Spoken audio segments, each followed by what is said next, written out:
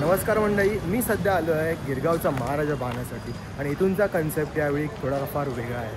आणि या मूर्तीचं एक वैशिष्ट्य म्हणजे असं की शाहूच्या मातीने पूर्णपणे बनलेले आहे आणि त्याचं वजन 8500 किलो आहे. तर चला तुम्हाला दाखवतो इथूनचा या वजनाचा कन्सेप्ट काय आहे. हाय, काय कशी आहेस?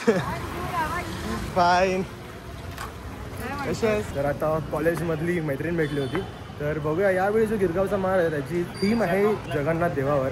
तर बघूया आतमध्ये जाऊन, आणि तिथे एक ब्रिजसुद्धा बांधला आहे त्यांनी लाकडाचा, तर तो पण आपण एकदा बघूया. चला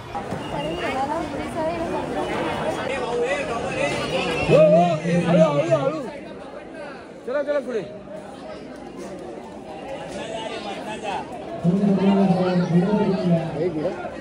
चला पुढे पुढे चला चला.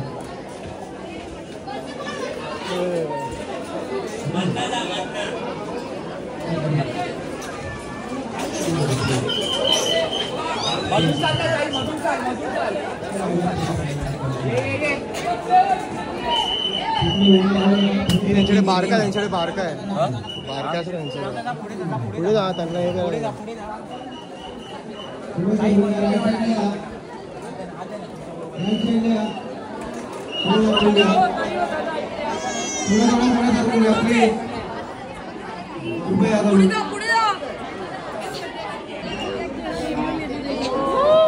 सार्वजनिक श्री गणेशोत्सव मंडळ गिरगावचा महाराज आपले सदस्य स्वागत करीत आहे. आपले हे मंडळ गेली 9 दशके हिंदू संस्कृतीची जनजागृती व त्याचा विस्तार या संकल्पनेवर कार्यरत आहे.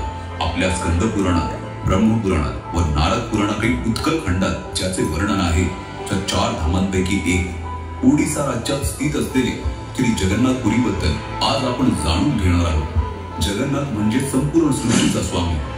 तर चला मग हीच कथा ऐकूया स्वतः जगन्नाथाच्या आवाजात. मी आहे जगन्नाथ, तोच तो युगानुयुगे रथावर आरूढ होऊन पुरी नगरीतून मार्गक्रमण करत आहे. पण आज मी तुम्हाला एक गूढ सत्य सांगायला आलो आहे. असं सत्य जे फक्त भाग्यवान भक्तच जाणतात. लोक मला जगन्नाथ म्हणतात, पण तुम्हाला माहिती आहे का मी कोण आहे? मी तोच आहे जो द्वारकेत कृष्ण होता, तोच ज्याने अर्जुनाला गीता सांगितली, राधेच्या प्रेमाला ईश्वरत्व दिलं आणि अधर्माविरोधात धर्माचं रक्षण केलं. जेव्हा द्वारकेचा अंत झाला, माझं पार्थिव शरीर समुद्रात विसर्जित केलं गेलं. पण माझं हृदय, माझं चैतन्य तत्व नष्ट झालं नाही. ते चैतन्य तत्व एका पवित्र दिव्य काष्ठ रूपात समुद्रातून वाहत आलं आणि पुरीच्या किनाऱ्यावर पोहोचलं.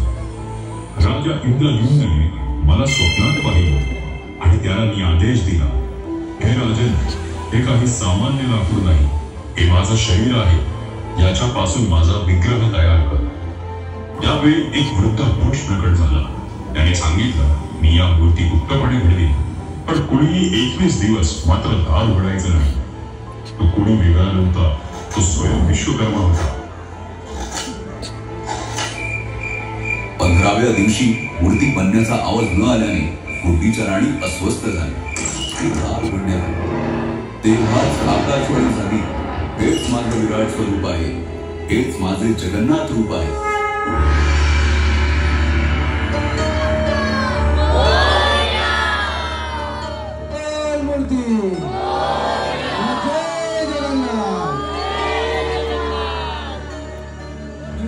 महाराजाचा